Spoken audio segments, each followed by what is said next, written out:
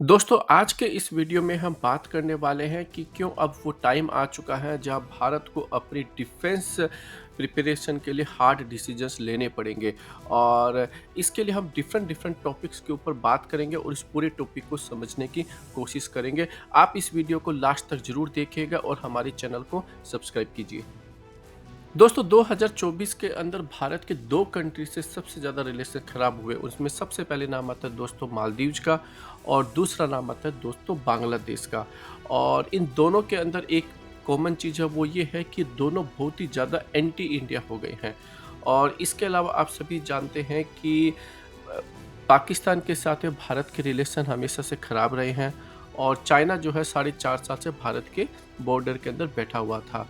हाल ही के अंदर चाइना के साथ में भारत ने एक एग्रीमेंट किया जिसके तहत चाइनीज जो आर्मी है वो 2020 के मई की जो पोजीशन थी उससे पहले वाली सिचुएशन पर वापस चली जाएगी। लेकिन इन चारों के अंदर दोस्तों एक चीज़ बहुत बड़ी कॉमन है कि ये सारे एंटी इंडिया है।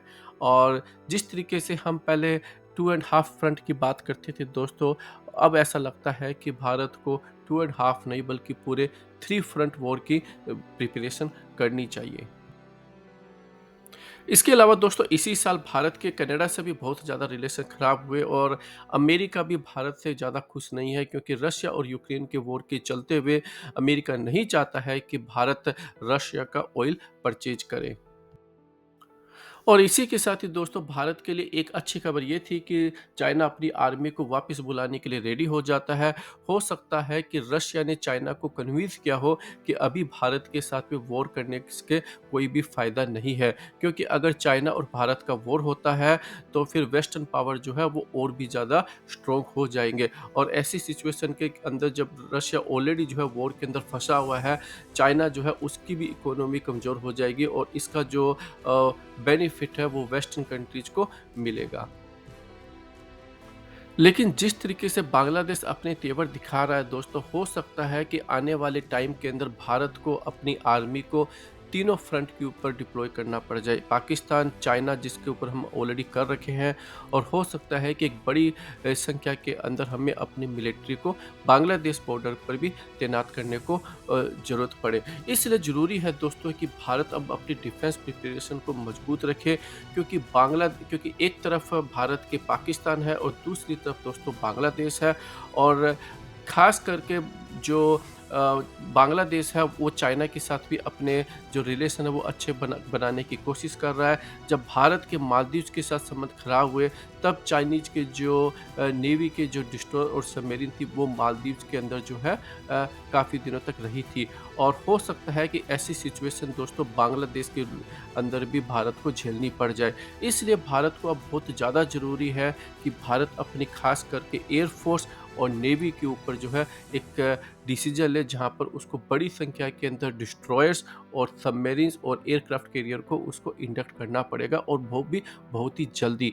और सेम तरीके से दोस्तों भारत को अब ये डिसीजन लेना पड़ेगा कि उसको अगर रशियन फाइटर जेट परचेज करने हैं या फिर अमेरिकन फाइटर जेट परचेज करने हैं।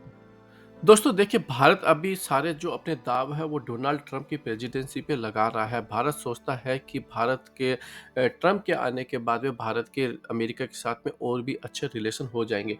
लेकिन आपको ये नहीं भूलना चाहिए, जब ट्रंप अगर नेटो कंट्रीज के साथ में अच्छा बिहेव नहीं करते हैं और नेटो से एक्चुअली वो आउट होने की बात करते हैं, तो आप समझ सकते हैं कि भारत के साथ में वो कैसे जो है अच्छे रिलेशन बना सकते हैं। ट्रंप एक बिजनेसमैन है, वो अपनी कंट्री के हिसाब से सोच रहे हैं।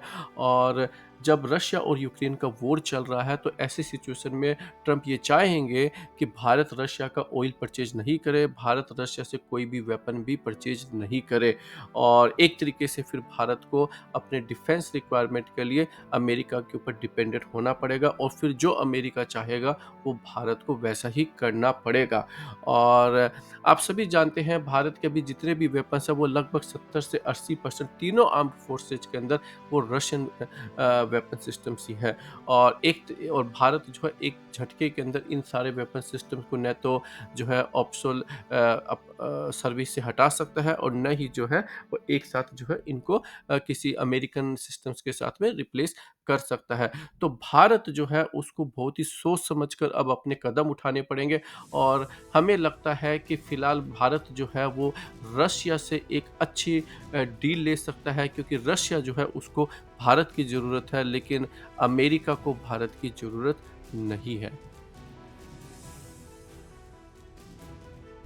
लेकिन रशिया के साथ में डिफेंस डील को करना दोस्तों अब इतना आसान भी नहीं होगा, क्योंकि ट्रंप जो है वो भारत के ऊपर टैरिफ लगाएंगे और ऐसे सिचुएशन के अंदर भारत का जो ट्रेड है वो बहुत ही ज़्यादा इम्बैलेंस हो सकता है और भारत जो है उसकी इकोनॉमी जो है वो डाउन हो सकती है।